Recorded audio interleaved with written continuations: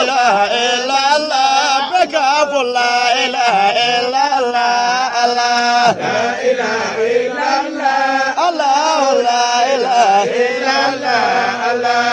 الله كرمان ويو بكاف لا إله إلا الله الله الله كرمان ويو بكاف لا إله إلا الله الله سامن ركالانو أنا لا إله إلا الله الله شغل كانوا بو أنا لا إله إلا الله الله أونا جا ذكري فو على تو لا إله إلا الله الله أونا جا كلمات على تو لا إله إلا الله الله أونا جا كلمات فو على تو لا إله إلا الله الله أونا جا كسيدا على تو لا إله إلا الله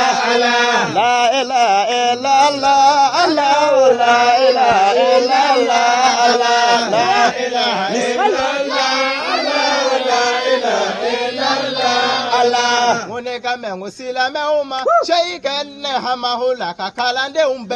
Allah Muneka mengu manto uma Alakira Muhammadu kamande umbe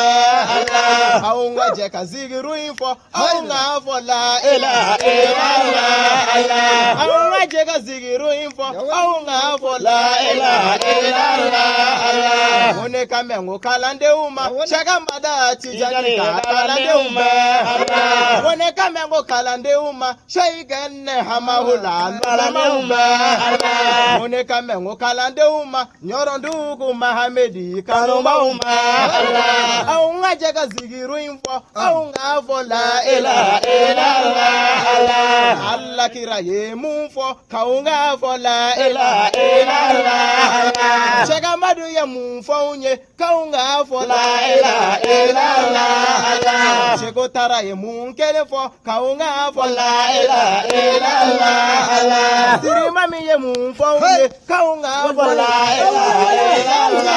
Allah Nyoro hamala ya fo unye Kaunga fo la ilaha illallah Allah Nyoro ndugu Muhammadi ko Kaunga fo la ilaha illallah Allah Shegene ka kalifa ko Kaunga fo la ilaha illallah Allah wa umbebe ngo zigiru info aumba fo la ilaha illallah Allah ite kalande nya soro ni ma fo la ilaha illallah Allah lazimu dila kalande uma aumba fo la ilaha illallah Allah wazivate sigi kawili na ma fo la ilaha illallah Allah hadara kenete wili na umma fo la ilaha illallah Allah ite ke silameye fika fo la ilaha illallah Allah ite ke silameye fika fo la ilaha illallah Allah kafiri be tubi ni munye iba fo la ilaha illallah Allah alijine la kile dun fo fo la